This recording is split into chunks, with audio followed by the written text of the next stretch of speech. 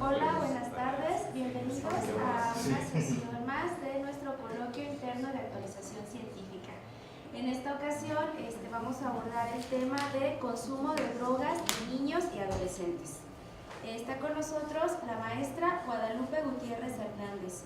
Ella es asistente de investigación en el Instituto Nacional de Psiquiatría Ramón de la Fuente Muñiz, licenciada en Ciencias de la Comunicación, maestra en Filosofía de la Ciencia con especialidad en Comunicación de la Ciencia y doctorante en Comunicación de la Ciencia, todos por la UNAM.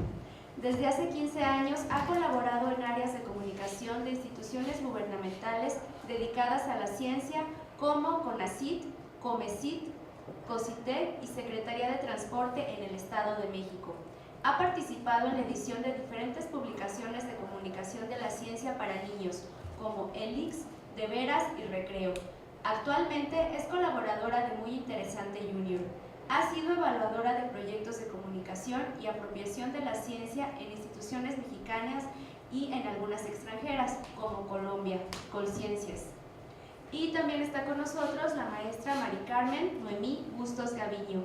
Es asistente de investigación en el Instituto Nacional de Psiquiatría Ramón de la Fuente Muñiz, licenciada en Psicología por la Universidad de Guadalajara, maestra en Terapia Familiar por el Instituto de la Familia AC. Desde hace 9 años labora en el Instituto Nacional de Psiquiatría en la Unidad de Encuestas y Análisis de Datos. Ha colaborado en diversas encuestas de estudiantes a nivel estatal y nacional, así como de las encuestas en hogares sobre el consumo de drogas. Ha sido coautora de diversos artículos académicos publicados en revistas nacionales e internacionales. Pues muchas gracias por aceptar la invitación a este coloquio y les doy la palabra. Hola, buenas tardes ya, ¿verdad? Pues nosotras venimos a darles una plática que, como ya dijeron, se titula Adicciones en niños y adolescentes mexicanos. Venimos del Instituto Nacional de Psiquiatría, específicamente de un área que se llama Unidad de Encuestas y Análisis de Datos. Nos pidieron que viniéramos a dar como un panorama general sobre pues, adicciones en niños y adolescentes. Si me pasan la siguiente, de favor, les voy a contar qué es lo que pretendemos platicar con ustedes, más las dudas que ustedes tengan, siéntanse con la confianza de preguntarnos. Venimos por eso 2 personas, alguien experto en análisis de datos, psicología, y bueno, yo soy de comunicación de la ciencia como ustedes, entonces, y bueno, esperamos poder contestar la mayoría de sus dudas. Lo que tenemos preparado para el día de hoy es primero, pues, qué es una adicción, una cuestión muy breve, tampoco vamos a entrar muy a profundidad, porque no es como el caso. Después vamos a hablar un poquito de generalidades de las adicciones. También la tercera parte es un poquito la más amplia, donde vamos a dar un panorama general de cómo se consumen drogas, tabaco y alcohol en el país, que son producto de encuestas que se hacen en el área que les contamos, la UADE, del Instituto Nacional de Psiquiatría. Después vamos a hablarles un poquitito nada más de los factores asociados al consumo, que se han encontrado en los estudios que se han hecho en el instituto y en otros estudios aparte. Todo esto muy general, no creo que les vamos a soltar todos los datos fuertes, pesados. Y bueno, pues los últimos tienen que ver, creímos importante, no sé ustedes qué opinen, poder decir, bueno, tenemos toda esa información, ¿cómo sirve a los comunicadores de la ciencia, no? Entonces, en el punto 5, pues vamos a explicar desde nuestro punto de vista cuál es la importancia de la comunicación de la ciencia en lo que llamamos prevención de adicciones. En el 6 vamos a ver, pues, si ustedes están interesados en tratar temas de adicciones, a qué instituciones se pueden acercar, a quién pueden entrevistar, digo, algunas sugerencias. Y por último, algunas reflexiones de lo que se puede hacer en conjunto, porque justo lo que estamos haciendo acá en la UADE, en el Instituto de Psiquiatría, es formar grupos multidisciplinarios con el que se pueden hacer campañas de prevención de adicciones, que es lo que les vamos a platicar un poquitito para tener la primicia de una que estamos haciendo, pero desde grupos de diferentes profesiones. Creemos que funciona mejor, ¿no? Entonces, bueno, pues es básicamente lo que les vamos a presentar. No sé cómo sea la dinámica, si ustedes quieren ir interrumpiendo mientras explicamos o al final, ¿cómo es? Pues por lo regular es al final la sesión de preguntas. Ah, muy bien. Pero con ustedes. Sí, al final, ¿verdad? Bueno, pues entonces los dejo con mi compañera Mari Carmen, que empezará con la parte 1. Buenas tardes, muchas gracias por la invitación. Bueno, como una conceptualización muy general del Instituto Nacional de Consumo de Drogas en Estados Unidos, nos dice que la adicción se define básicamente como una enfermedad crónica y que es recurrente y que es principalmente del cerebro, ¿sí? Que se caracteriza por buscar de manera compulsiva la sustancia a pesar de nosotros saber que ese consumo tiene consecuencias nocivas para nuestro organismo. Y bueno, se considera una enfermedad del cerebro porque va modificando precisamente este órgano con todas las sustancias que se van ingresando. Su estructura, funcionamiento. Estos cambios pueden ser de larga duración y pueden conducir también a comportamientos peligrosos y sobre todo a llevar a un abuso del consumo. Bueno, algunas generalidades de las adicciones es que estas afectan el circuito de recompensa del organismo.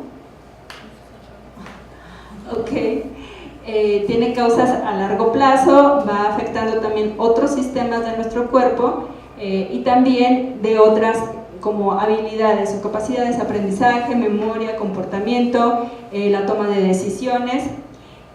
Bueno, pero también la adicción es tratable y puede ser exitosamente manejada, y también se puede prevenir el uso de las drogas y principalmente pues también de ir generando un abuso.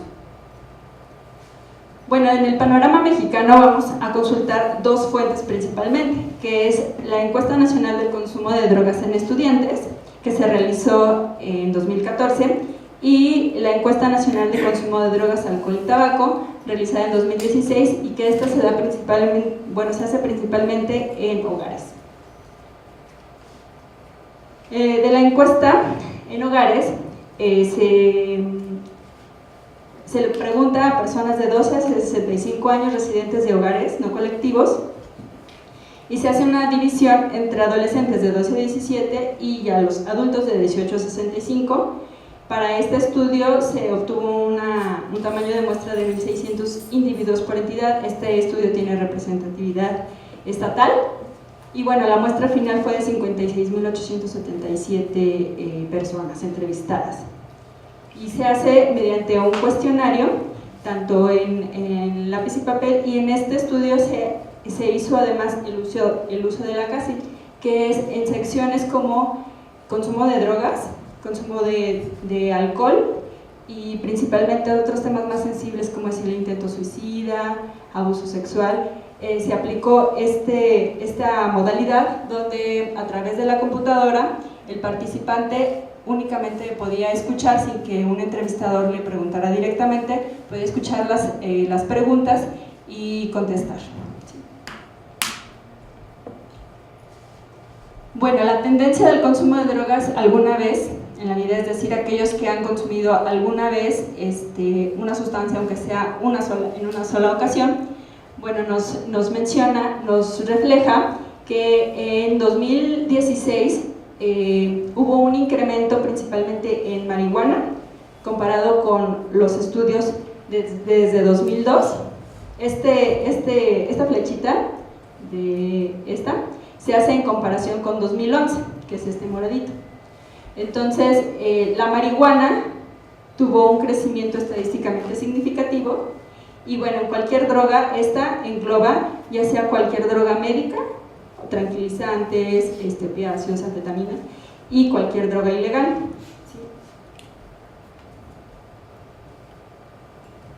En el consumo durante el último año, es decir, en los últimos 12 meses, también vemos el comportamiento del consumo de drogas ilegales. Si se fijan, alrededor de los 18 a 34 se observa un incremento del consumo y que va declinando en la población de 35 a 65 años.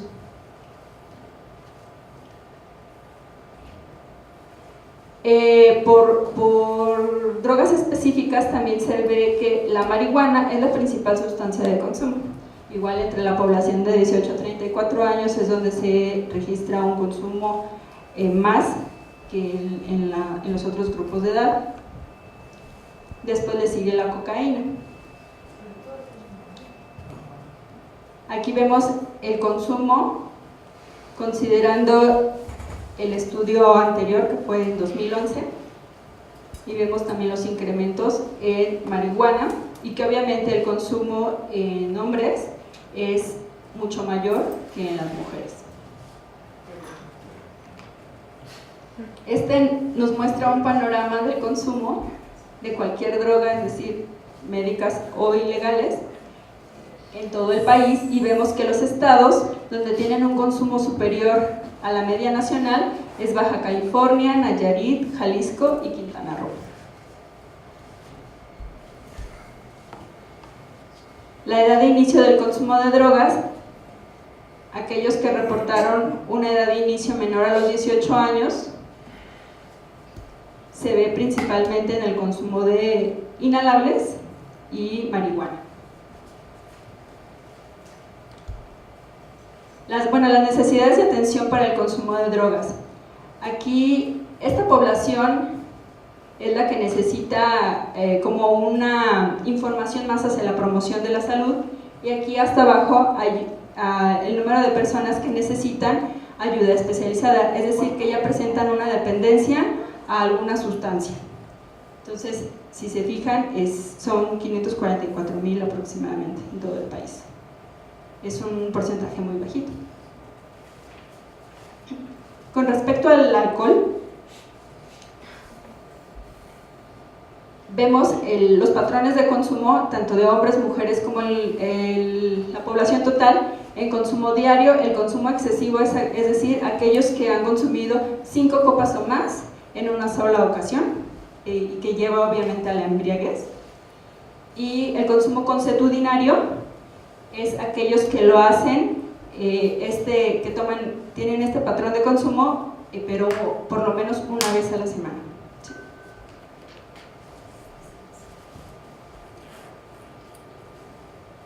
La población con dependencia al consumo de alcohol, si vemos en hombres, se presenta un porcentaje mayor, principalmente en el grupo de 18 a 65 años, que en las mujeres.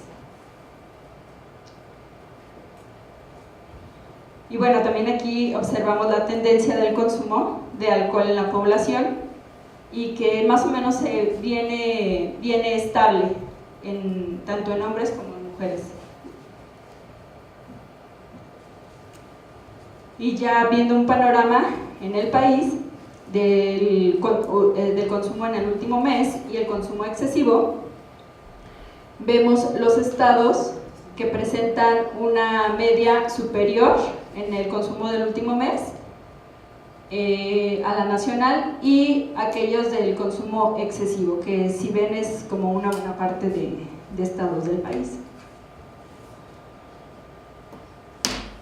Y bueno, también las personas que precopean, es decir, que consumen alguna copa o alguna cerveza, alguna copa de vino, alguna cerveza o alguna bebida mezclada como mix o bebidas preparadas, antes de salir a una fiesta o de tener una reunión. A eso le llamamos el precopeo. Si se fijan, también es un buen porcentaje. Esta es una media de copas que lo hacen, alrededor de 7.3 copas en los de 12 a 17 años, que precopean antes de una fiesta, o de salir al antro, o de salir a alguna reunión. Y alrededor de casi dos días que lo han hecho, ¿sí? Durante las 4 semanas.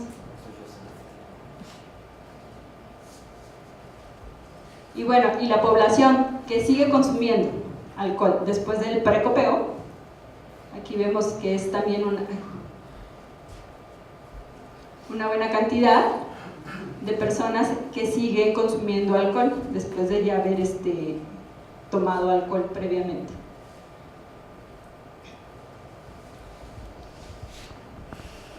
Y bueno, aquí la población que necesita ayuda especializada, si ya es mucho mayor que las de drogas, es alrededor de 1.8 millones de personas que ya presentan una dependencia al consumo de alcohol. Y bueno, y en cuestión del consumo de tabaco, aquí vemos, aquí nada más se reporta la población que es fumadora actual, es decir, que ha consumido tabaco en los últimos 30 días. alrededor del 17.6% son los fumadores actuales y 6.4% los fumadores diarios. Y bueno, aquí vemos, bueno, estaba la población desde hace 17 años y de 18 a 65 años es el 4.9% los fumadores actuales en este grupo de edad, y de adultos es el 20.1%.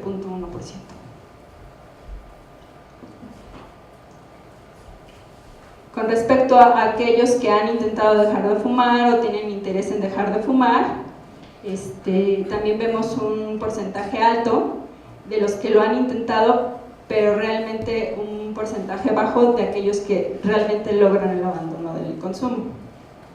Y bueno, aquí también observamos que el consumo, considerando la última encuesta nacional en 2011, también se mantiene estable, con porcentajes similares. Y bueno, si vemos el consumo en estudiantes, es decir, el anterior es población, donde los estudiantes pueden o no estar estudiando. Aquí es precisamente en población estudiantil de secundaria y bachillerato. Bueno, este estudio también tiene representatividad estatal y nacional, y además se hizo en 9 ciudades específicas del país. También se hizo la primera encuesta que se hace en estudiantes de primaria, de quinto y sexto de primaria. Y bueno, el objetivo general pues fue conocer la prevalencia y las tendencias de consumo en estos grupos.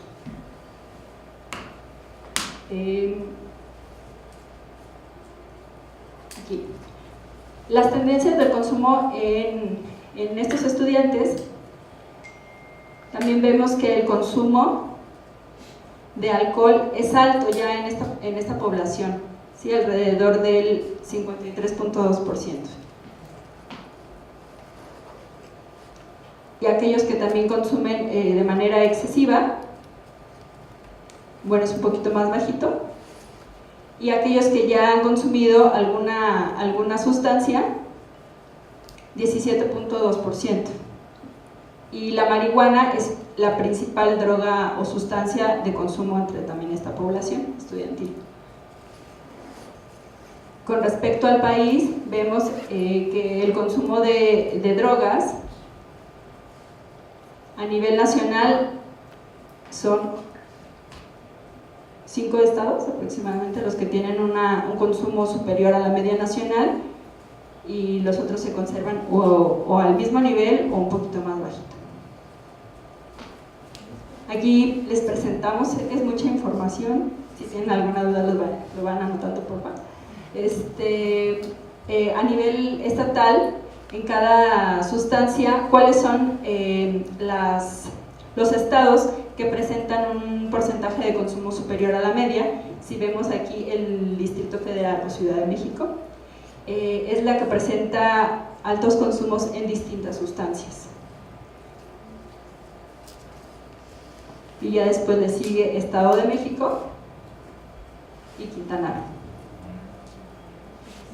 Bueno, las necesidades de atención, aquellos que requieren un tratamiento, realmente es también muy bajito el porcentaje de hombres y mujeres que necesitan un tratamiento especializado ya por su consumo de sustancias. Para el consumo de alcohol también tenemos estos estados que tienen una media superior a la nacional en el consumo de alcohol excesivo, es decir, que abusan del alcohol, han consumido 5 copas más. Aquí también vemos cómo están los estados en estos patrones de consumo, y vemos precisamente nuevamente el Distrito Federal con casi todos los patrones de consumo con un porcentaje superior, Jalisco y Michoacán principalmente. Y bueno, las necesidades de atención, aquellos que presentan un riesgo alto por su consumo, también es muy bajito, pero sin duda se tiene que hacer algo. En el consumo diario de tabaco, bueno, el porcentaje de la media nacional no es tan alta, y únicamente son 3 estados los que tienen un consumo superior nacional.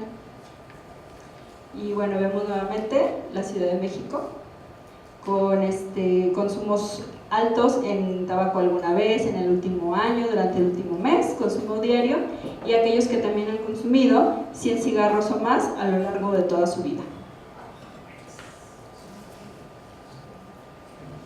Y en estudiantes de primaria, que recuerden que fue en quinto y sexto de primaria, también tenemos el consumo de tabaco, que también es muy bajito, 6.5, de alcohol. Ya estos chicos de estas edades ya empiezan a tener un consumo de alcohol, y 2.4 un consumo excesivo. Y bueno, también en el consumo de drogas, también aquí ya vemos que el 3.3% de los niños ya empiezan a consumir drogas, y principalmente pues la marihuana. Aquí tenemos el panorama en el país. Aquí en esta población, los estados que presentan un consumo superior es Querétaro y Quintana Roo, básicamente, y Tlaxcala. Y bueno, para también el consumo de sustancias influye mucho lo que es la percepción de riesgo que tienen los chicos, es decir, si creen que es peligroso o no el consumo de sustancias, de marihuana, de alcohol, de alguna otra sustancia inhalables. Y vemos que la percepción de riesgo de marihuana también se ha ido disminuyendo a lo largo de todos los años. Sí, esta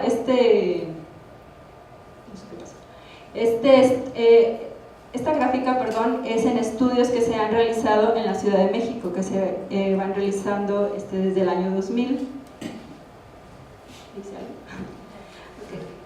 Y vemos cómo ha ido disminuyendo la percepción de riesgo.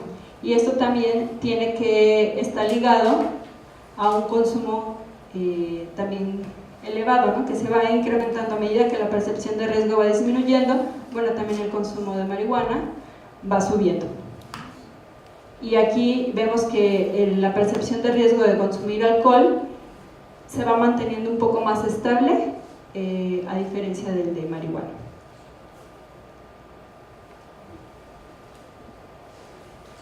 Y bueno, como manera de resumen, 17.2% de la población consume drogas, 14.5% consume drogas ilegales, bueno, el 10.6% marihuana y el 5.8% inhalables.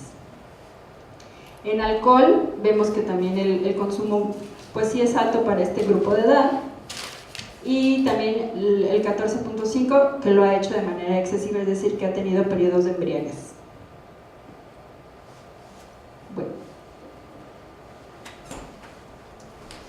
Bueno, pues creemos que sí fue bastante información. Yo quisiera pues incitarlos como a reflexionar en dos cosas. Primero, no sé si podemos poner la diapositiva donde está la definición de drogas, la 1. ¿Ustedes qué opinan cuando les presentamos esa definición de que la adicción es una enfermedad crónica? ¿Qué implicaciones como comunicadores de la ciencia ustedes creen que tenga eso? Porque les comentamos que no es la única definición que hay. Es aceptada y por esta institución estadounidense, que por cierto, ¿ustedes saben quién dirige NIDA? ¿No? ¿Se imaginan? ¿No? Es una mexicana, Nora Volkow, tiene nacionalidad mexicana, entonces es quien dirige esta institución. Y bueno, algo que como comunicadores de la ciencia nos deberíamos de empezar a preguntar y qué implicaciones tiene, es si decimos que la adicción es una enfermedad crónica, ¿qué pasa? ¿Se cura? ¿Cómo? Está latente, sí. Ajá, exacto. Entonces, el abordar la adicción desde una definición como esta, quiere decir que entonces, si yo hago un reportaje, si yo hago lo que sea, lo que yo como comunicador de la ciencia voy a comunicar es, pues, solamente lo vas a poder tratar, ¿no? No poder eliminar, por así decirlo. No sé, es lo que quería primero como comentarles, ¿no? O sea, el hecho de abordar las adicciones desde una u otra perspectiva, esta es la más aceptada, por supuesto, es la que tenemos en el instituto, pero sí como que hay que empezar a pensar en esas cositas, ¿no? Cuando yo haga algún producto de comunicación de la ciencia, ¿no? Si me hacen favor ya de poner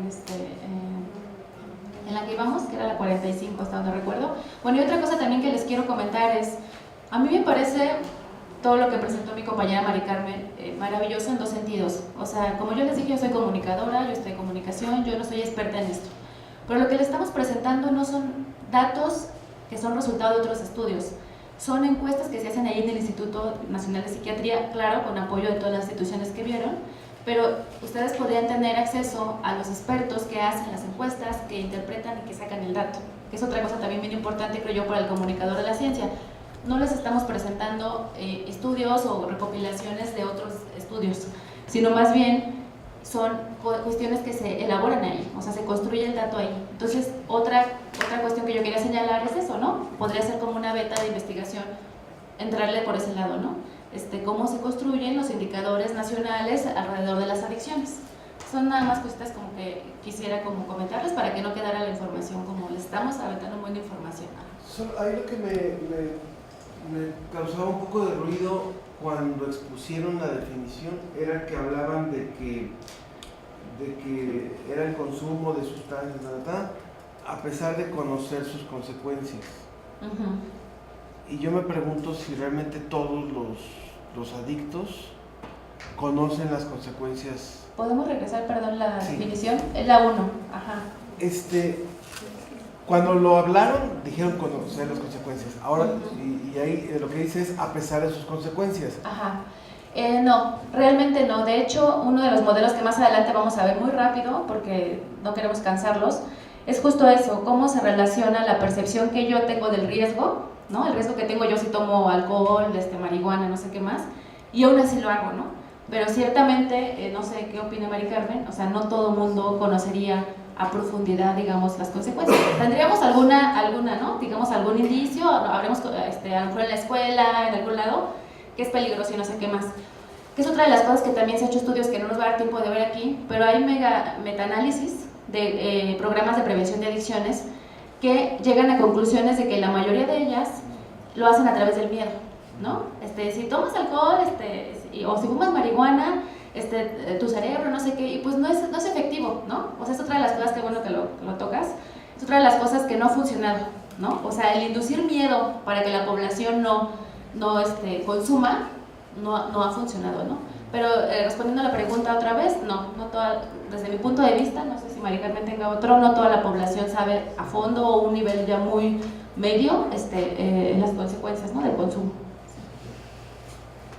Bueno, también aquí, como vemos, esta es una definición de adicción, es decir, una persona que ya genera dependencia a la sustancia. Si ustedes van y también checan dentro de las definiciones del DSM, verán que las personas que ya tienen una dependencia a la sustancia recurren a para obtener la sustancia. Ellos ya se sienten mal, tienen síndrome de abstinencia, ven que se ha deteriorado su nivel social, familiar, y a pesar de ello tienen una necesidad de tener la sustancia en su cuerpo, porque ya su cuerpo se lo pide. A esto nos referimos que a pesar de los efectos nocivos, a pesar de que, por ejemplo, los usuarios de heroína ven que se está deteriorando, no sé, su capacidad de retener información de memoria, su cuerpo, van bajando de peso, pero aún así ellos necesitan la sustancia para poder tener un equilibrio en su cuerpo y no sientan estos síntomas de abstinencia, que en el caso de sustancias que son muy adictivas, que tienen un potencial muy fuerte de acción en el cuerpo, generan estragos en el cuerpo. Entonces recurren a la sustancia a lo mejor para no sentirse mal, para evitar estos efectos negativos en su cuerpo. Muy bien, bueno, pues trataré de irme más rápido porque tenemos el tiempo acotado, pero bueno, sí quería como señalar esas dos cosas, ¿no? Que no se quede como la información nada más burda, sino quizá poder reflexionar, y se los digo porque yo misma, que he estado en el equipo con ellos, pues también me he preguntado como estas cosas, ¿no? Yo que no soy experta como en el tema, digamos, de datos y todo esto, sino más bien soy comunicadora de la ciencia, ¿no? Bueno, entonces, aquí un poquito lo que les presentamos es un poquito de los mitos, ¿no? Hay veces que la gente dice, pero ¿por qué no deja de consumir, no tiene fuerza de voluntad, no sé qué, ¿no? Y no es tema de esta plática, pero lo que un poco les contó Mari Carmen fue qué pasa con los adictos, ¿no? Hay cambios cerebrales, conductuales, de muchos tipos de cosas. Entonces, ya no es fuerza de voluntad, ¿no? O sea, ya son cuestiones como más fuertes, ¿no? Que es lo que debemos entender quienes queremos abordar este tipo de temas, ¿no? Ya no es como tan superficial la cosa, ¿no? Sino más bien es una necesidad, el consumir, ¿no? Es lo primero. Y bueno, también no hay una fórmula mágica y no se puede predecir quién se volverá un adicto. A pesar de los estudios que ustedes vieron y todo eso, bueno, sí podemos ver, ¿por qué Jalisco, no? Entonces, más o menos sabemos el contexto, pero no podemos predecirlo. Como dice acá abajo, es una combinación de factores. Y creo que es algo de lo que deberíamos comunicar, ¿no? Quienes abordemos este tema. Bueno, no nos vamos a meter mucho en profundidad, son cosas que también yo acabo de aprender, pero de los modelos más fuertes que hay para prevención de adicciones, que es como la respuesta, la alternativa a todo este panorama que les hemos presentado, está que se llama el de riesgo-protección, que básicamente es ver el nivel de riesgo justo de las personas, que en este caso pueden ser como este tipo de elementos, como violencia familiar, problemas escolares.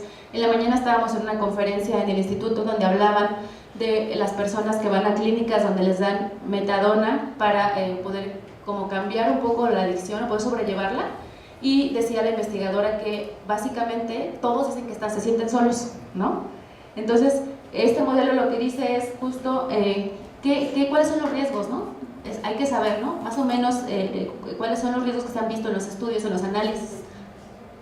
Y también problemas de habilidades sociales. Habilidades sociales son, por ejemplo, la asertividad, la comunicación, regulación emocional, ese tipo de cosas, ¿no? Que al final les vamos a contar de una campaña que estamos preparando en el instituto que más o menos aborda el problema desde las habilidades sociales. Ajá. Y bueno, pues ven los problemas que se generan alrededor y más o menos lo que se trata de ver ahí es cómo proteger, cómo proteger a la gente a pesar de estos riesgos, ¿no? Otro que también está más complejo, nada más se los presentamos, no queremos que se los aprendan, nada más, es como lo que se usa en prevención, que nosotros no estamos familiarizados. Es básicamente este modelo sobre el consumo de drogas, donde otra vez presenta de este lado izquierdo como las cuestiones problemáticas, digamos, las que podrían dar origen a eso, conflictos parentales, mala comunicación familiar, historia de papás que también consumen, ¿no? Y bueno, emociones expresadas que tienen que ver con las habilidades sociales un poco, la gente no expresa mucho, ¿no? Lo que siente, ese tipo de cosas, ¿no? Del lado derecho tenemos a dónde podría llegar eso, a abuso de alcohol, uso de drogas y en fin, ¿no? Pero nuevamente nada más se los presentamos, no vamos a entrar a fondo.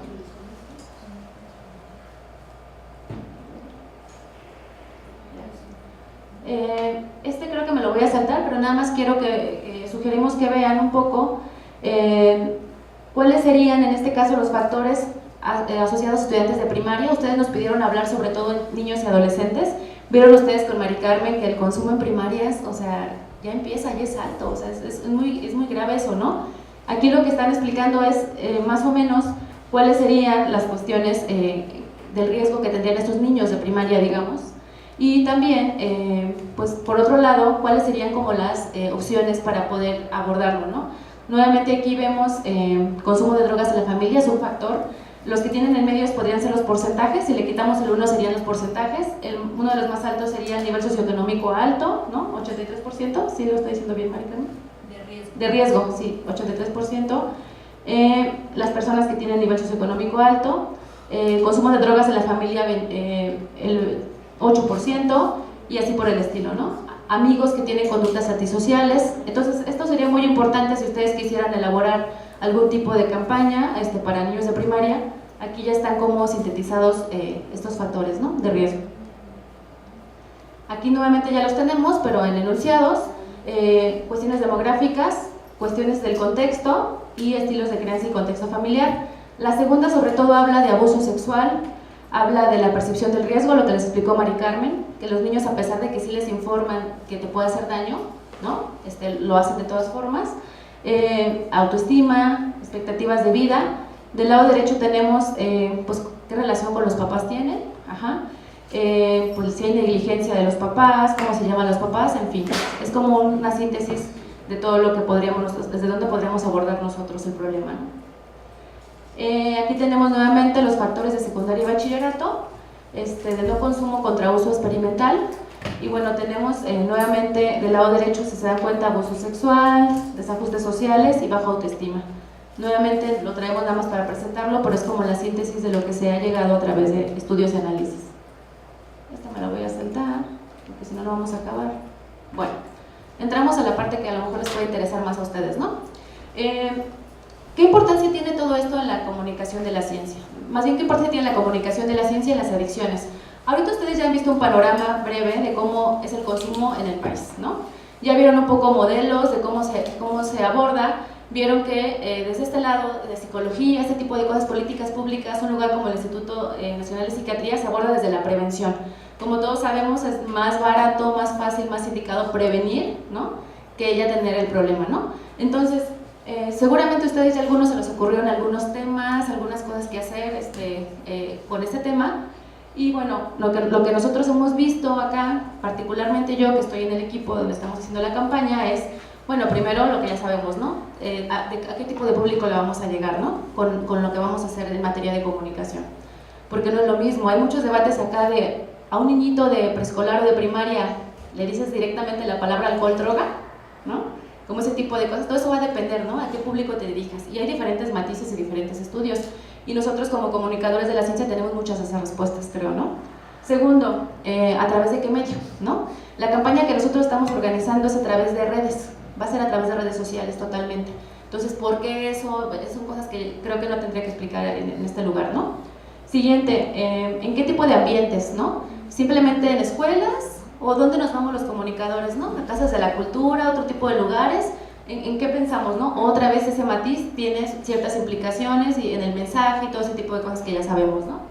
Después, eso es bien importante, creo yo, y lo he aprendido acá. Conjuntamos modelos y metodologías de comunicación de la ciencia. ¿Bastará solo con los modelos y metodologías de comunicación de la ciencia para poder abordar el tema de adicciones? ¿Qué dicen ustedes? Pueden decir que sí. Estamos en un lugar donde se hace comunicación de la ciencia bien. ¿Se abordará el tema de las adicciones? ¿Será suficiente abordarlo desde modelos y metodologías bien fundamentadas de comunicación de la ciencia? ¿Quién dice que sí? ¿Sí? ¿Sí? Bueno, pues lo que yo he aprendido es, en este proyecto justo, es que no basta. También se tienen que sumar los modelos de prevención, como lo que les platicaba anteriormente. Ajá. Porque bueno, tú tienes tu modelo, tu público, lo conoces, el mensaje, tus objetivos, pero ¿desde qué enfoque? Ajá. Entonces, lo que yo les vengo a contar y a reflexionar es, se pueden conjuntar los de comunicación de la ciencia con los de prevención, que son propiamente del área de psicología en general, ¿no? Y te dan como más luz para dónde vas. Después, lo que les decía, yo creo que lo ideal es a través de equipos multidisciplinarios, ¿no? Porque un comunicólogo, ¿sabes lo que les digo ahorita, no? Por eso mi compañera Maricarmen me presentó las cifras y todo esto, ¿no? Porque yo no les podría explicar cómo sacaron el dato, ¿no? Ni tendría la autoridad moral para venir y explicarles eso, ¿no? Y por último, pues las cuestiones éticas, ¿no?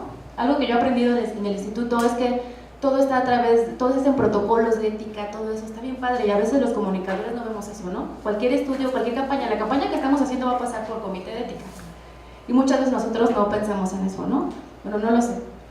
Me voy a saltar es otra vez estrategias efectivas en prevención de adicciones. Solo les voy a resumir que actualmente la Secretaría de Salud tiene un manual muy bueno que se llama Marketing Social en Salud. Es lo que se está usando, es una de las que se mencionan aquí. Se llama Marketing Social en Salud y está padrísimo, y básicamente es elementos de marketing, de comunicación de la ciencia, y conjuntan todo ese tipo de cosas. Es como lo nuevo ahorita, digamos, para quien quiere hacer comunicación de adicciones. Sería como una base, es un manual, repito, de Secretaría de Salud, se llama Marketing Social en Salud. Ajá. Bueno, ya aquí ya estamos por terminar, pero lo que les queremos decir es que, pues, ¿qué modelos han sido exitosos basados en evidencia científica, ¿no? Tenemos aquí varios. Yo quisiera destacar nada más los dos primeritos, el que se llama Dejando Huellitas en tu Vida. Es un programa bien bonito que no conocemos y como comunicadores creo que deberíamos conocer. Es un programa que trabaja con niños y lo que trabaja es enseñarles habilidades sociales a los niños, es decir, cómo los preparo, qué habilidades les doy para que cuando alguien les ofrezca, ¿no? O cuando sientan tristes o cuando tengan bullying, cómo ellos se enfrentan a ello. Sí les puedo dar habilidades, no puedo estar ahí al lado de ellos, pero sí les puedo dar habilidades. Esto se hace en el instituto. Si quieren más información se los vamos a dejar al final. Ajá. Otro modelo que tenemos muy bonito también del instituto es el modelo que se llama CAPAS, y es un modelo para papás, es de crianza. Un modelo donde se hacen cursos y todo para papás y se les enseña cómo tratar a sus hijos, ese tipo de cosas. Hay resultados bien bonitos. Si ustedes tuvieran alguna duda sobre eso, les voy a dar algunos. Se ha visto que los papás que toman esos cursos, que son 12 sesiones, que se llama CAPAS, se ha visto que usan menos la violencia en las casas. Tenemos porcentajes y bien notificados. Se ha visto también que los niños, los hijos de los papás que toman eso son más asertivos, por ejemplo. Y hay evidencia. Entonces, si alguno de ustedes está interesado, puede acudir. Al final vamos a dejar el correo. Pero son los dos programas que ahorita voy a destacar, los demás no voy a tocarlos, pero hay en los centros de integración juvenil y en general hay más, ¿no? Pero esos son los que tenemos del lado de la UADE, en el instituto. Bueno, entonces, ¿qué conclusiones podríamos tener ya para ir cerrando? Pues bueno, desde el punto de vista de políticas nacionales, pues se deben mejorar las acciones con relación a la Política Nacional de Prevención, de manera que exista una mejor y mayor integración de programas de prevención, ¿no? Aquí, si se dan cuenta, seguimos hablando de prevención, pero obviamente se puede integrar la parte de comunicación de la ciencia y de hecho es una parte importante también, ¿no? Después, se debe enfocar a trabajar más con niños de preescolar y primaria. Volvemos a lo mismo. Ustedes, comunicadores de la ciencia, ¿en qué público les gustaría trabajar o dónde creen que es más efectivo? ¿Los que ya están consumiendo? ¿En quiénes? Los niños. ¿Perdón? Los niños. Exacto. Entonces, otra vez acá, en materia de prevención, se sabe, igual que en la comunicación de la ciencia, que hay que empezar desde edades tempranas, ¿no? Coincidimos en eso. Después, fomentar acciones con padres de familia y maestros. Los programas que les dije hace ratito trabajan en sinergia profesores, papás, o también le llaman cuidadores, porque ya ven que a veces a los niños los cuida la abuelita, el tío, no tiene los papás, y los niños. Entonces, esa sinergia es lo que se propone en los modelos que les conté anteriormente. Y bueno, promover la integración de equipos de investigación, integrar a la comunidad en ejes de prevención que conjunten escuelas, centros de salud, todo ese tipo de cosas. Y bueno, para incidir finalmente con el establecimiento de una política social y de salud más equitativa, ¿no? Ahora sí, creo que eso es lo que más les podría interesar quizá de la presentación, no lo sé. Nosotros estamos preparando, digo nosotros, en el Instituto Nacional de Psiquiatría, una campaña que todavía no sabemos si es campaña o se llama campaña de marketing o cómo, no sabemos todavía, que se llama Código H, Construye Diferente. Entonces, esta campaña estaba basada en lo que les decía hace ratito, en fomentar las habilidades sociales, 10 habilidades sociales, entre las que están comunicación, regulación de emociones, ese tipo de cosas.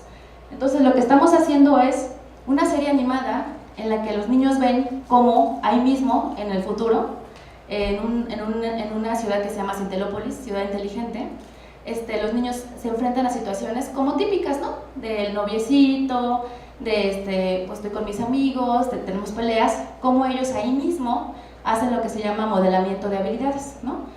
Le decía a Mara que si cuando estuviera terminada podríamos presentarla aquí, nos daría muchísimo gusto, pero primero es una serie animada, ¿no? Después es una serie de carteles animados como GIFs, donde otra vez las habilidades sociales, todo tiene que ver con habilidades sociales, ¿no? Te presentan una situación y tú qué harías, ¿no? Y te dicen cómo hacerlo. Y finalmente podcast. Todo esto se va a transmitir a través de redes sociales, no otra cosa, va a ser también creo innovador en ese sentido, vamos a ver qué tal funciona, ¿no? Y algo bien importante que les contaba hace ratito es que el equipo está conformado por psicólogos, pedagogos y bueno, comunicadoras, bueno tampoco es plural, nada más estoy yo, pero es comunicadora de la ciencia. Entonces está padrísimo el trabajo porque todos traen diferentes enfoques o traemos y creemos que es la forma de abordar la prevención. Ajá. Obviamente está respaldado por el instituto, por la Comisión Nacional para las Adicciones y por la Embajada de Estados Unidos en México. En esto nos hemos basado nosotros, además de lo que les enseñamos, nos hemos basado en estas encuestas, en estos estudios. No me voy a meter a profundidad porque ya tenemos poquito tiempo. Y no solo eso, la campaña está basada en evidencia clínica, en los programas que les conté. El programa CAPAS, que es para papás o cuidadores, y el programa Huellitas. Entonces, basado en los resultados de eso, se está haciendo la campaña, que actualmente los dos programas se han juntado. ¿Cuáles son, nada más para que ustedes sepan, las habilidades que estamos usando? No voy a repetir, pero de este lado tenemos los factores de riesgo que hemos visto niños y adolescentes, la conclusión. Entre ellos pueden ver otra vez abuso sexual, falta de supervisión de los papás, etc. Y del lado derecho la alternativa, que son las habilidades sociales, ¿no? que tienen de este lado: aliento, motivación, autoestima, ese tipo de cosas. En conclusión, ¿qué tiene como objetivo la campaña? Pues fortalecer, les decía, habilidades sociales y emocionales en los adolescentes, habilidades positivas también en responsables de crianza, que son los papás o los cuidadores, y bueno, para prevenir adicciones, ¿no? Básicamente, para prevenir consumo de sustancias y conductas antisociales, no solamente las adicciones. Y bueno, ahí está gráficamente, son los carteles que les decía, la serie animada y los podcasts. Abajito vienen las habilidades sociales, las 10, por eso se llama Código H, y el eslogan es Construye Diferente. Ahora sí, ustedes, si quieren abordar el tema que les sugerimos como básico, pues primero buscar en NAIDA. NAIDA tiene en español la página, tiene así que la adicción, cómo tratarla, tiene manuales, o sea, está increíble la página en español, la pueden encontrar incluso. Es lo mismo que en inglés, ¿no? Entonces nada, le ponen en Google NAIDA y les va a aparecer en español. Y luego nacionales, pues el Instituto Nacional de Psiquiatría, ¿no? Pero van a decir, ¿qué de psiquiatría? Pues hay muchísimos investigadores, muchísimos enfoques. Nosotros solo venimos de la UADE, la Unidad de Análisis de Datos, pero hay muchísimo más. Hablando de la UADE, ese link tiene publicaciones, las que les contaba de huellitas para niños, ese tipo de cosas. Tiene estudios, tiene artículos, tiene muchísimas cosas, resultados de encuestas. ¿Quién es el responsable? Del correo electrónico, el doctor Jorge Villatoro, por si quisieran ustedes acercarse a cualquier cosa. Y creo que esta es ya la última. Bueno, las imágenes van a encontrar ese tipo de cosas. Hay libros para niños, los pueden ver ahí, los libros de cómo les enseñan a los niños el programa Huellitas. Estos son los libros.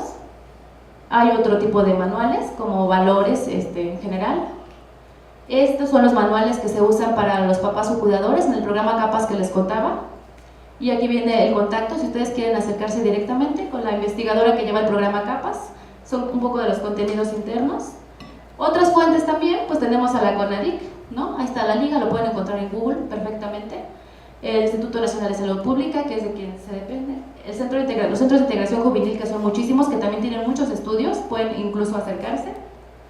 Y bueno, ¿qué publicaciones como básicas? Ustedes preguntarán, ¿y qué me tengo que leer como para saber lo básico, no? Creemos que puede ser Droga, las 100 preguntas más frecuentes. Está en línea, gratis.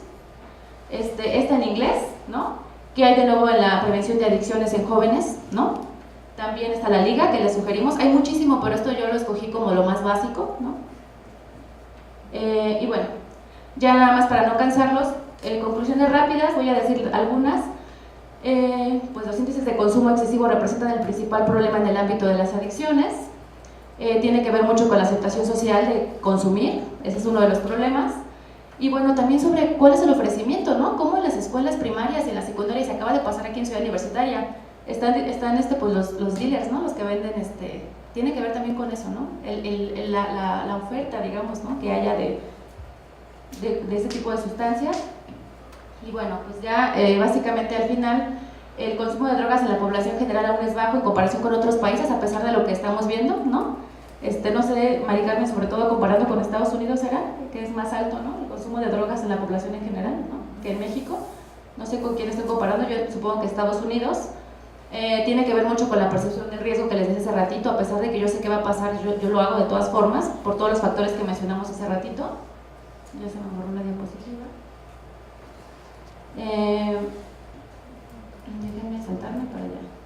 Bueno, pues era mucha información la que les queríamos dar, creo que dimos lo básico. Quisiéramos mejor escucharlos a ustedes, poder contestar algunas preguntas.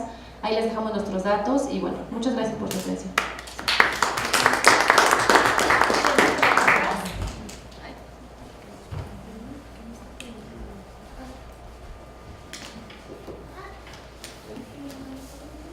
Hola, me parece que es un proyecto muy interesante, pero tengo una duda, ¿por qué se va a hacer la difusión únicamente a través de redes sociales?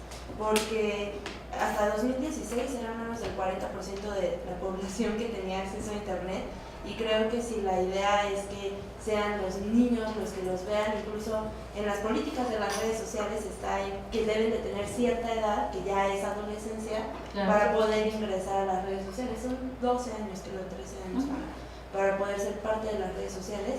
Creo que es un proyecto muy interesante y que tal vez funcionaría, o no sé, es mi punto de vista, más si la difusión no se hace únicamente a través de redes sociales. Muy bien, hay varias razones.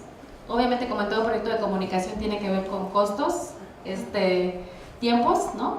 Se pretende el lanzamiento a través de redes sociales, pero hay incluso una planeación para evaluar, ¿no? En grupos focales y así, se pretende ampliarlo, pero básicamente es costos, tiempos y sí, un poco también el boom de redes sociales, a pesar de lo que nos estás contando, ¿no? De los niños y todo eso. Pero básicamente, como todo proyecto, es la respuesta uno que les daba, ¿no? Hola, mi nombre es Edwin. Agradecer la ponencia en este tema. Y viene más que nada un comentario del día de hoy, que justo no sé si la conferencia que mencionaban era sobre la presentación de esta clínica de atención de adicción que la UNAM hoy presentó justo esta mañana, en la cual, bueno, tocaba la temática, por supuesto. Ellos tocaban una edad que oscila de entre los 12 a los 35 años. Sin embargo, igual mi pregunta es si ustedes van a participar, ya que lo están haciendo de forma multidisciplinaria o ¿cómo decirlo? Bueno, van a participar directamente con ellos, en este caso.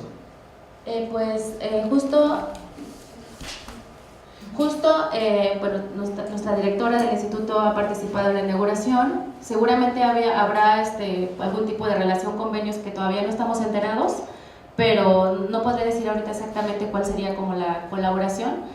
Digo, de lo que les acabo de preguntar, de plantear, lo que les acabamos de mostrar, pues quizás tendría que ver con datos, análisis, ese tipo de cosas. En el instituto les presentamos nada más un área, pero hay expertos en todo, ¿no? Hay incluso investigadores que ustedes ya conocen, que son un poco famosos, ¿no? Algunos en Twitter, así por el estilo. Pero bueno, específicamente respondiendo a la pregunta, no sabemos cuál será la colaboración exacta. Nuestra directora está participando, pero no sabemos exactamente cuál. Pero podemos pensar que podría ser a través de datos, expertos que hagan análisis, ese tipo de cosas. Si la pregunta era enfocada a que si nuestra campaña que estamos preparando en la UADE va muy ligada ahí, no, todavía no necesariamente. Gracias. Sí. ¿Cuánto tienen considerado como el contexto social a las personas a las que va dirigido? Porque, o sea, yo en lo personal creo que las adicciones son más un síntoma que un problema de una realidad que la gente tiene que enfrentar y que por eso busca estas sustancias para enfrentarse a la realidad que tiene. Y bueno, habían mencionado que estaban como dando talleres a los padres de las familias como para desarrollar estas habilidades sociales que justo los previene de que busquen estas sustancias. Pero no sé, por ejemplo, una familia que los padres tienen que trabajar 13, 14 horas al día, que no tienen el tiempo de ir a estos talleres o como de impartirle estas habilidades a sus hijos, o sea, como que tanto tienen en consideración eso al diseñar estas estrategias. Sí, no sé si ahorita Mari Carmen quiera complementar, pero básicamente la respuesta tiene como dos vertientes, ¿no? La primera, sí, igual como en comunicación de la ciencia, acá en prevención se tiene clarísimo el objetivo, ¿no? Y los alcances, hasta dónde puedes llegar, ¿no? Entonces se tiene clarísimo de este lado que no podemos modificar esas variables sociales, ¿no? La pobreza, ese tipo de cosas. Pero lo que sí se puede hacer, y tampoco tan fácil, digamos, con un video no vas a ser ya más asertivo, vas a saber comunicarte, a lo mejor vas a empezar a aprenderlo, ¿no? Lo que sí se puede hacer es darle a la gente habilidades sociales que están inmersas en ese contexto que tú estás comentando. Es un enfoque y puede ser criticado, sí. Pero también creo que es peor que tú digas que puedes hacer todo con una campaña y puedes modificar. Sí. No, es un enfoque nada más y es de los más aceptados. Entonces eso es como lo primerito, ¿no? que estamos viendo. Lo otro que creemos que también refuerza es que estamos trabajando, como ya les dije, con diferentes públicos, ¿no? Los papás, como les decíamos, los niños y los profesores. ¿Por qué los profesores? Pues porque los niños pasan un buen tiempo en la escuela.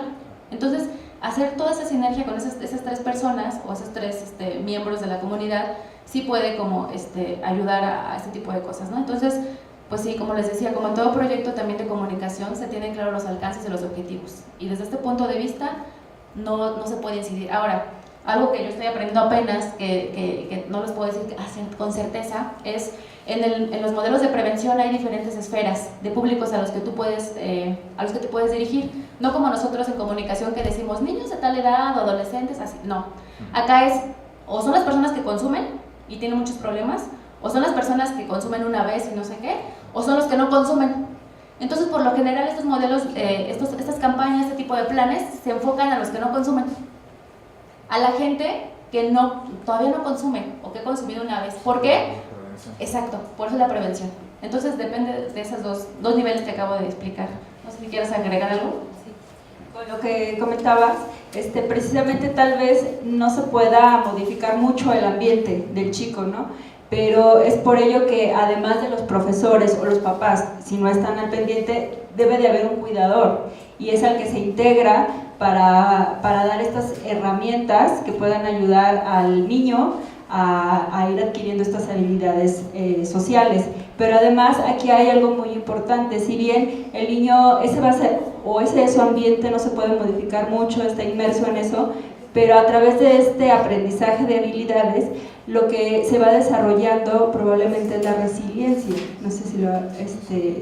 entonces, como en este tema hay niños que viven en situaciones muy extremas y no consumen, y otros sí consumen, ¿no? Entonces, ¿qué explica a ese niño que no consume? Pues precisamente es esto, la resiliencia y las habilidades que va adquiriendo. ¿Alguien más? Sí, las animaciones entonces las diseñaron, gracias. La campaña principalmente son animaciones, videos animados y GIFs. Sí, son tres, son videos animados, que es como una serie, Ajá. una serie con muñequitos de animación. Después son unos videos como carteles animados que son como GIFs, ¿no? Es como un cartel con los pasitos, ¿han visto en Facebook que son así como pasitos? Sí. Así es. Y por último, podcast. Y están dirigidos para que los consuman los niños. Ese es un tema ahí que estamos definiendo, pero los primeros dos, sobre todo, la serie y los GIFs, son sobre todo para una edad más o menos de, no nos vayan a criticar con la edad, 15 a 20, bueno, mejor no me digo la edad, lo digo en primaria, digamos, secundaria, básicamente. Y estamos haciendo un experimento para que los podcasts, sobre todo, y algunos de los 2 capítulos o 3 últimos capítulos de la serie vayan para papás.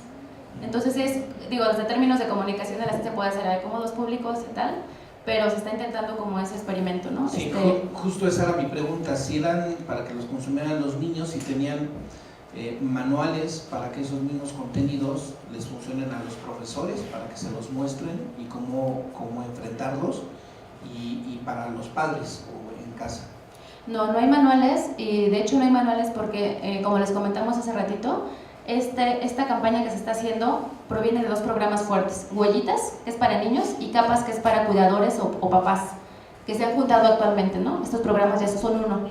Entonces, no vamos a hacer la labor que ellos hacen, es decir, ellos dan cursos, dan talleres para poder proveer estas habilidades sociales, y ellos sí tienen manuales.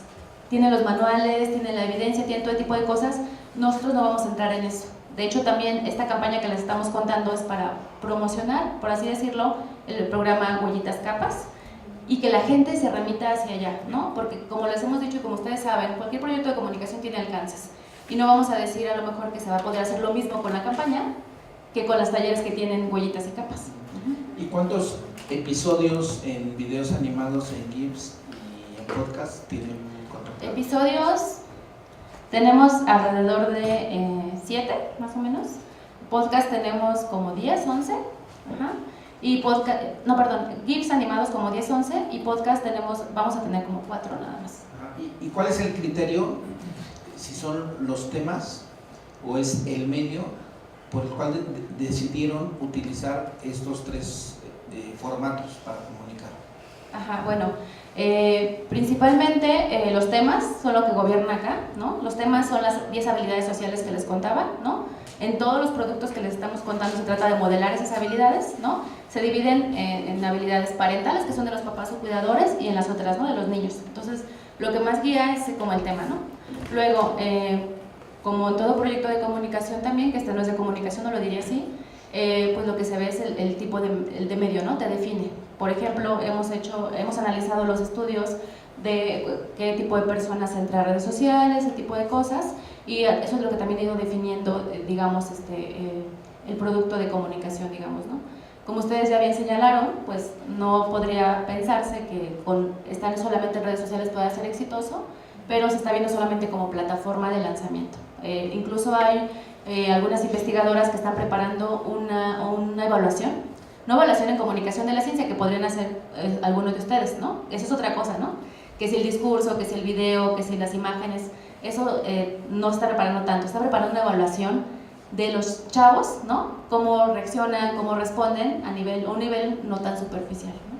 Entonces, respondiendo a la pregunta, tienen que ver primero los temas y después el tipo de medio, para poder definir eso que nos preguntabas. Y por último, la duración de cada uno de estos formatos, ¿cuál es? Estamos oscilando entre 6 minutos en los videos, sí, 6. Se había planteado hacerlo más o menos 3 minutos, ¿no? Lo que sabemos, ¿no? Videos cortos, no sé qué más, pero ahí no puedes modelar nada. O sea, es muy difícil. Entre que cuentas bien la historia y le das el suspenso y le dices la situación y luego le enseñas cómo reaccionar, la verdad es que nos han salido entre 6 y más o menos 10 minutos los videos. Los GIFs son muy rápidos, esos duran segundos, ni siquiera un minuto, y los podcasts apenas estamos grabándolos. Después les contaremos cuánto va a quedar, pero estamos pensando que también sean cortitos. De nada. ¿Alguna otra pregunta?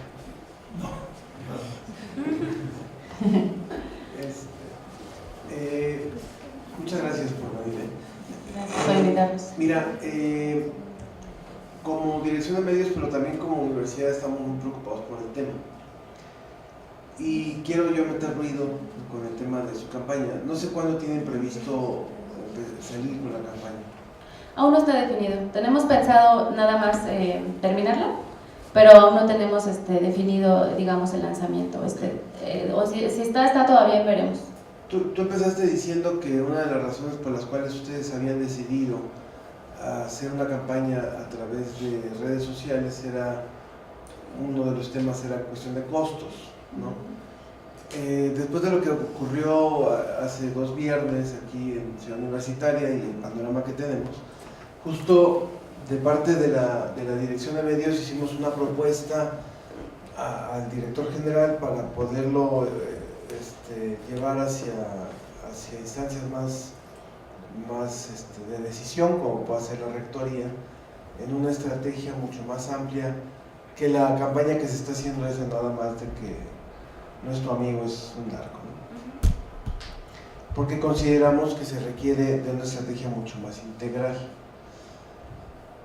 La pregunta, y que a lo mejor no me la vas a poder responder ahorita, pero que sí la puedes llevar con la doctora Medina Mora, con la que hemos trabajado muy cercanamente con el tema de la agenda ciudadana y varias cosas más, es si ya están muy casados con hacer esta campaña a través de estos 3 formatos y vehículos, y nosotros podremos apoyarlos en lo que podamos. Pero dada la información que ustedes manejan, las encuestas que han realizado, el enfoque de habilidades que están desarrollando, creo que podríamos sumarnos y hacer juntos una campaña más grande. Estaría padrísimo, ¿sí? O sea, que no quede únicamente, o sea, el segmento de población nos interesa igualmente. O sea, cuando nosotros pensamos también en chavos de 12, 15, 18 años. O sea, estamos hablando del mismo público, algunos consumidores, otros no consumidores. En el ambiente de la prevención ustedes tienen mucho más elementos. Y justo parte del documento que nosotros elaboramos como esta propuesta, que no sé si va a caminar, pero si no camina, de todas formas podemos hacer algo. Eso no indica que no. Tenemos otros medios donde podríamos poner a disponibilidad espacios, ¿no? Y tenemos, hay muchas cosas que podemos sumar, no nada más nuestras redes sociales, sino hay otros espacios, programas de radio, televisión, cosas en televisión, cosas en medios impresos, pero ver si hay margen de acción como para poder decir, oye, ¿y por qué no hacemos en conjunto una campaña? O sea, sin cambiar lo que usted ya tiene, o sea, usted ya tiene previsto una parte muy importante, pero ver si podemos sumar algunas cosas que puedan hacer una campaña más interinstitucional y donde podamos sumarnos también nosotros, ¿no? Sí, si no es como es como, yo creo que puede ser como Dirección de Divulgación de la Ciencia, que es parte de una, pero claro, si no es desde la instancia más alta, pues desde aquí yo creo que sí podríamos sumar cosas. Sí, yo creo que suena bastante bien poder planteárselo a quien dirige el área, nuestro jefe primero, el doctor Jorge, ahí dejamos Jorge Villatoro, si le damos una... pues ese es su correo, que está aquí abajito, pero igual lo podemos plantear personalmente, Sí, también hay que contemplar que, bueno, vieron ustedes en la portadita de la presentación las instituciones que nos están apoyando, y básicamente son el Instituto, CONADIC, la Embajada de Estados Unidos, y por lo tanto hay entregables y compromisos con ellos, ¿no? Sí, me parece fabuloso esta opción, lo vamos a comentar de primera instancia con nuestro jefe. Nos reunimos. Claro, sí, hacer una reunión con nuestro jefe y suena bastante bien, sobre todo por el alcance, ¿no? Y bueno, pues también, como les decíamos, ¿no? Nosotros acá estamos haciendo como el experimento. De hecho, cuando venimos para acá yo le venía comentando a Mari Carmen que, bueno, yo lo veo desde el punto de la comunicación de la ciencia, ¿no? Pero me parece que se ha dado valor y tiempo adecuado a hacer producto de este tipo, ¿no? Porque a poco no, muchas veces lo tenemos que sacar rápido, ¿no? Y esto ya lleva pues meses, se ha estado gestando, se sigue haciendo, quizás, y digo, no quizás, estoy casi segura que haya cuestiones criticables desde el punto de la comunicación de la ciencia, pero el esfuerzo se está haciendo y se le está dando como su justo valor, lo cual muchas veces no se puede por tiempos y dinero, ¿no? Pero creo que sí, entonces sí, cuenta con ello, con poder platicarlo y poder concertar una reunión con nuestro jefe. Sí. Hola. Hola, ¿qué tal? Tengo una pregunta. En el caso de los datos que ustedes daban de los que ya tienen dependencia, que son menos de 600,000, y lo mencionaban, no es muy poquito el número, ¿cómo incide esto en la percepción del riesgo o no? ¿O cómo se considera esa cifra, no? Porque, bueno, no sé si no la capté bien, pero mencionaban eso, ¿no? Que alrededor de 544,000 son los que sí tienen la dependencia, los demás tenían un nivel de consumo bajo. ¿Cómo afecta esto la percepción del riesgo? Y otra pregunta, en el caso de los que ya son dependientes, ¿qué campañas hay actualmente para ese grupo que a lo mejor es chiquito aún y por eso es apostarle a la prevención, ¿no? Bueno, en el caso de cómo afecta la dependencia en la percepción de riesgo, realmente cuando una persona, obviamente la percepción de riesgo entre los no usuarios, usuarios experimentales, usuarios regulares, y ya los que generan dependencia, la percepción de riesgo obviamente se va modificando.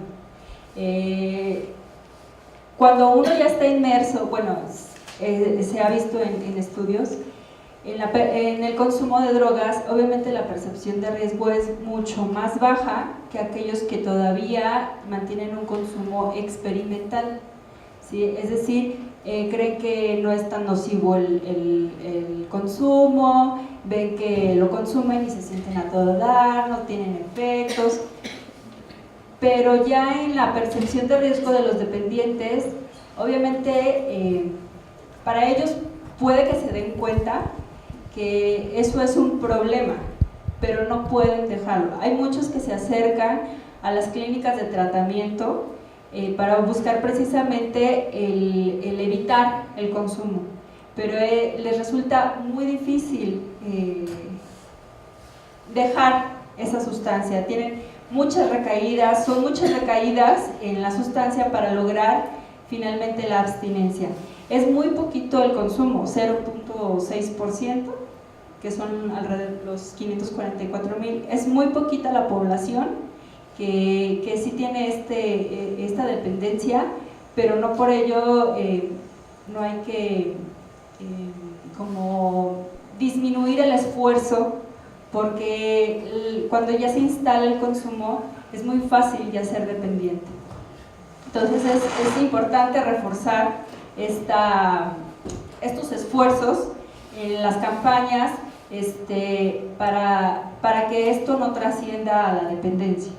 Sí, no sé si contesté. Bueno, yo podría complementar desde mi punto de vista, y lo que he visto es,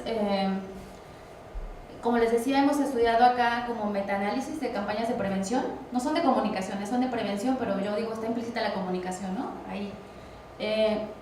Y lo que se ha visto que las campañas, la mayoría, si no es que todas, están enfocadas a personas que no consumen, lo que les decía, lo que le llaman la población universal, que no consumen. Y lo que también he visto a lo largo de lo que he estado acá en el instituto es que las personas que ya consumen, que tú preguntas, pues no son como campañas masivas y ven al centro y no sé qué. Ven que en Estados Unidos, también en México, hay clínicas donde les ayudan a sobrellevar y a disminuir, por así decir, la adicción, ¿no? Entonces no son masivas, son como con pombo y platillo, lo que yo he visto, no sé si estoy diciéndolo bien, son como más serias y no son campañas, más bien como que los centros te remiten a ese tipo de lugares, ¿no? Más bien es lo que hemos estado viendo, porque justo pues ya consumen, entonces más bien los centros a donde van los psicólogos, los terapeutas, los psiquiatras, los remiten a estos lugares, pero no hacen como uso, como les decía, masivo y espectacular de medios, ¿no? Para poder decir, esta es la clínica, ¿no? Creo yo, en lo que llevo acá, que se hace como más discreto, más, ¿no? Sobre todo porque funciona más hacer una campaña en gente que no consume, ¿no? Lo dice la literatura, no nosotros.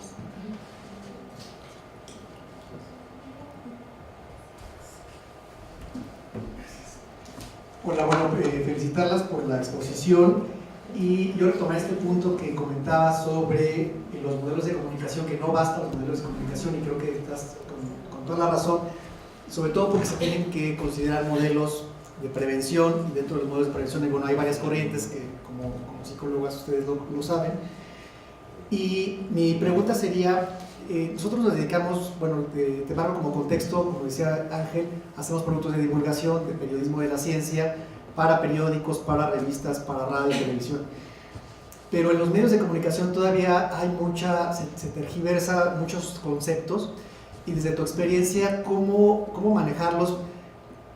Los conceptos que a veces se pueden confundir, ¿no? Desde el abuso del alcohol o abuso de alguna sustancia, problemática en el consumo, dependencia, adicción, que a veces el reportero o el periodista los toma como sinónimos, cuando son muy diferentes un mal uso del alcohol a una adicción como tal.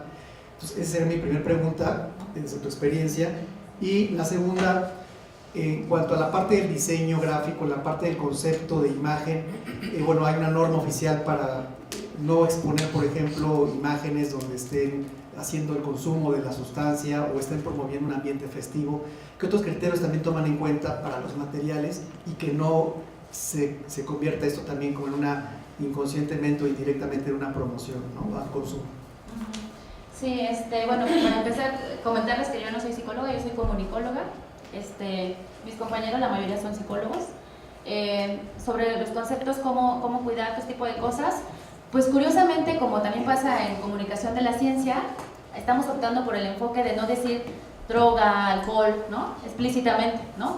Pero si lo dices en un reportaje, entiendo, una cosa así, pues básicamente pues a llegarte al experto y entrevistarlo, ¿no? Yo me he llevado también así como sorpresas, ¿no? De, como dices, ¿no? A veces uno los trata como similar, o incluso luego en la cuestión de estadística, análisis de datos, yo decía que no es lo mismo, o sea, pero pues no, o sea, es diferente. Pero yo la única respuesta que tengo sobre cómo tener cuidado de tratar conceptos en este tipo de cosas de prevención y comunicación de la ciencia relacionada con adicciones es allegarte a los expertos, a los libritos que les dimos, publicaciones básicas, ya saben, la entrevista, ese tipo de cosas. Y lo más importante que hacemos acá, eso no se los había comentado, a pesar de que somos un grupo multidisciplinario, hay un cuerpo de investigadores totalmente, que revisan cada producto, ¿no? De verdad es impresionante, revisan los guiones, o sea, revisan los dibujitos, revisan todo, ¿no? Entonces, digo, no te libra de errores eso, pero los disminuye, ¿no? Entonces, eso, en primer lugar, sobre los conceptos, sería mi consejo. Si los quieres usar directamente, entiendo que en un reportaje para adultos sí los tienes que usar así, ¿no? Pero bueno, hay muchísimas publicaciones. La página que les dijimos de Naida es maravillosa, nuestro sitio que tiene algunos artículos también, y pues está la entrevista y ese tipo de cosas, ¿no? La segunda pregunta, ¿cuál era? Fue de los criterios de sí. imagen. Bueno, ciertamente pues sí, de entrada nosotros dependemos de Secretaría de Salud y hay manuales, ¿no?, que tenemos que respetar. Segundo, cuestiones más delicadas, como dice el compañero, que sería como tratar de promover con imágenes el consumo, pues se tiene cuidado a través de los modelos, que ya les conté, de prevención, básicamente, sobre la teoría que hay, ¿no?, la teoría en materia de psicología y todo lo demás, se tiene cuidado también eso. Y por último, como les decía, a través de los protocolos. Los protocolos de investigación de ética, lo que cuidan también mucho es eso, ¿no? Bueno, vas a tratar con chavos, no sé qué, ¿cuál es el medio? ¿Cuánto tiempo? ¿Qué vas a decir? No sé qué más. Si se dan cuenta, son como cosas más complejas, ¿no? Son protocolos, se le llaman de ética, ¿sí? ¿Donde cuidan ese tipo de cosas? Que cuidan el comité de ética de cada institución, ¿no? Básicamente es eso. Bueno, gustaría agregar a esta parte de lo que mencionaba de los conceptos. También pueden ustedes recurrir a, por ejemplo, de estos encuestas de la ENCODAT, la ENCODE, que se publican los datos. Al final también, bueno, son reportes, viene una sección de glosario. Ahí se definen muy bien los conceptos de los patrones de consumo, etcétera, para que ustedes también como comunicadores tengan muy en claro qué es lo que van a comunicar o a qué se van a referir al decir tal concepto, y que para ustedes, dependiendo del grupo a los que van a ir dirigidos, pueden sintetizarlo o pueden hacerlo más sencillo para transmitir este conocimiento, este mensaje. Sí, ciertamente hay secciones, como dice Mari Carmen, ahí en las encuestas. Se pueden contactar, no sé, todo esto y preguntar dónde están, y están ahí las secciones donde vienen como generalidades, ¿no? Yo le llamaría, para los que no estamos, no somos expertos en el tema. ¿Alguien más? Bueno, primero, felicidades por su trabajo, muchas gracias por estar aquí. Y bueno, algo que a mí me llamó mucho la atención fue el alto consumo ahorita que ya mostraron con las estadísticas de los niños, sí. En primarias principalmente. Quiero pensar, una de mis ideas o de mi conclusión podría ser que puede ser por el ámbito que ahorita está viviendo el país y en los estados principalmente, en donde hay mucha violencia, alto consumo de drogas. Pero ustedes, además, ¿qué otros factores han visto o por qué se ha visto este aumento en niños de primaria en alto consumo de drogas y de alcohol, por ejemplo? Bueno, principalmente también otro factor que influye mucho es la disponibilidad de drogas. Por la situación, como mencionabas, del país, hay zonas en las que es mucho más sencillo que se distribuya la droga, que se les ofrezca a los chicos, incluso hasta en las escuelas. Entonces, cuando la droga está más disponible en el ambiente, es mucho más fácil que le lleguen a los chicos y lo consuman. También el hecho de que la familia consuma drogas es otro factor que influye muchísimo para que los chicos también se inicien en el consumo. También las zonas marginadas, donde hay, como bien decías, mucha violencia en las calles. Esos son factores que también van generando estrés, situaciones estresantes en los chicos, y que pueden propiciar el consumo o facilitar el consumo. Pero principalmente las variables, diríamos, que están más relacionadas con este inicio temprano en el consumo de sustancias es la disponibilidad, donde se desenvuelve el chico, escuela o en la casa, en el barrio, y que eso también va afectando precisamente a la percepción de riesgo. Cuando hay mucha disponibilidad, se va normalizando y también el consumo. Entonces eso influye mucho para que, bueno, pues entonces empiezo a consumir porque mi tío, porque mi primo, porque un amiguito, entonces, o sea, y no pasa nada, está bien, ¿sí? Incluso hasta hay familiares que con ellos los motivan o los inician, vente mijo, vamos a tomar, incluso hasta en el alcohol, en la cerveza, ¿no? Que es como lo más fácil en los chicos, ¿no? Bueno, toma aquí, pero toma aquí en la casa, y toma, yo te doy la cerveza, y entonces desde ahí empieza. Y bueno, para complementar, yo diría también que tiene que ver con que cuando estos niños se enfrentan al que les ofrece, ¿no? O son víctimas de acoso laboral, acoso escolar o situaciones de ese tipo, no tienen las herramientas nuevamente para enfrentarse a eso, ¿no? Yendo más profundos, ¿no? O sea, sí es cierto todo esto que acabamos de mencionar, pero también si tú tuvieras las herramientas, ¿no? Para poder decir no, o no sé, X cosa, ¿no? Tú como niño, pues la cosa sería distinta, ¿no? O sea, y volvemos otra vez a que una de las herramientas más fuertes es promover en ellos, modelar en ellos habilidades sociales. Bueno, yo nada más tenía una última pregunta en cuanto a dato de la cantidad de gente que tenía una dependencia, creo que era cerca de 1 millón de personas, pero esa era una dependencia a sustancias en general o a una sustancia en específico. ¿En el de drogas? Ajá. Es a consumo de drogas ilegales. Ilegales, o sea, todas ilegales. Marihuana, metanfetaminas, cocaína, etc. Se saca de manera general. Y una última también, bueno, también en el caso de de esto que decía Yanis, del incremento que se ha dado en el tema de los niños,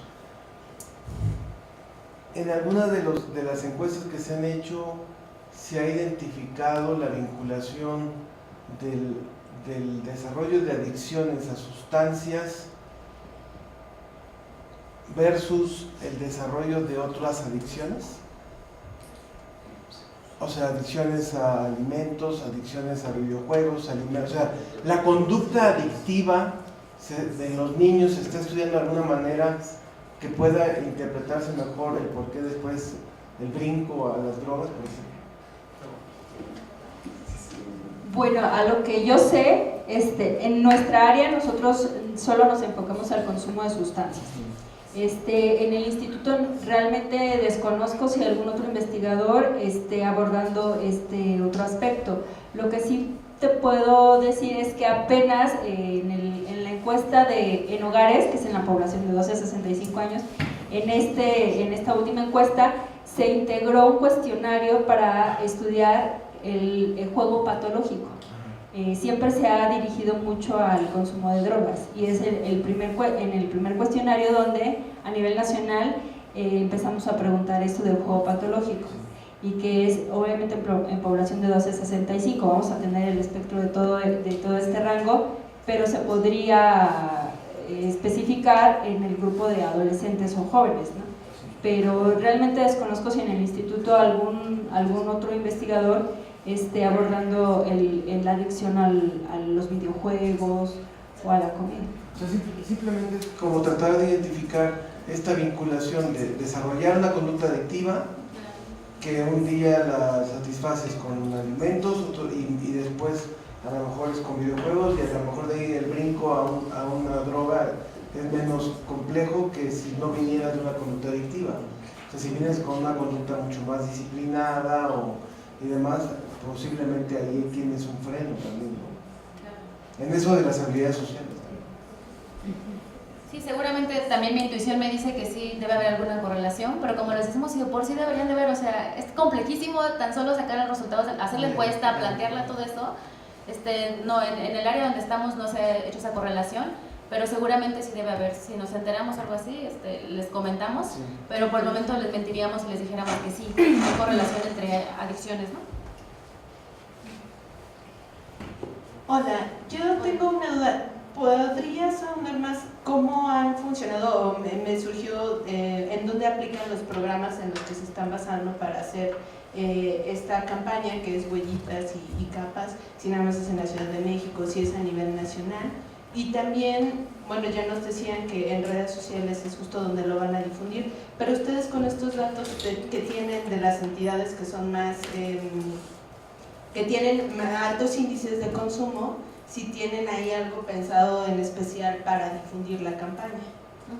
Bueno, contestando a lo primero, Huellitas y Capas, ahorita son programas que se están realizando solamente en Ciudad de México y Estado de México. Ajá.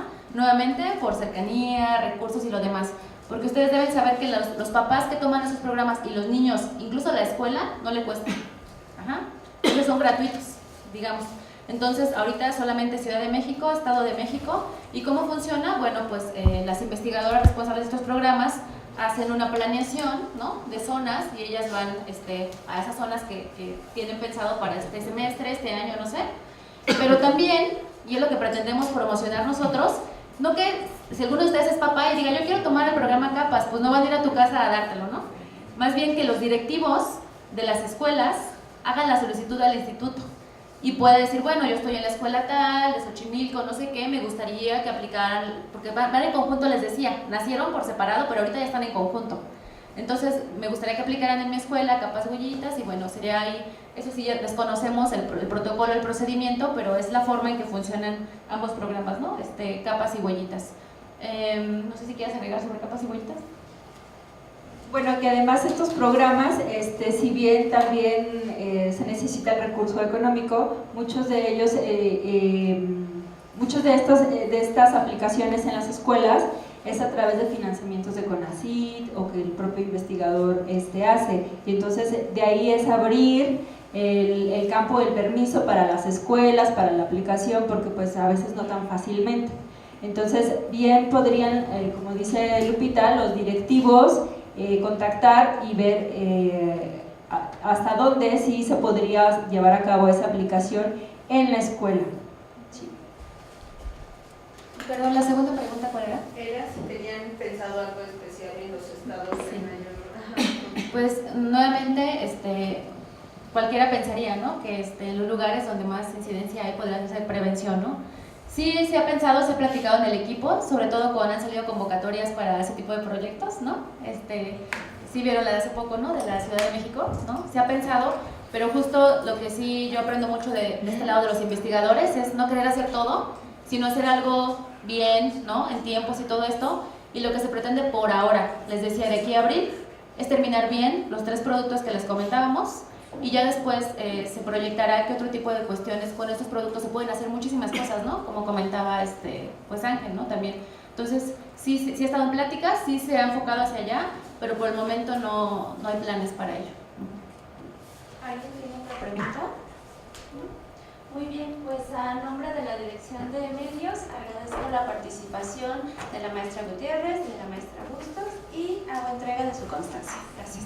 Muchas gracias a todos.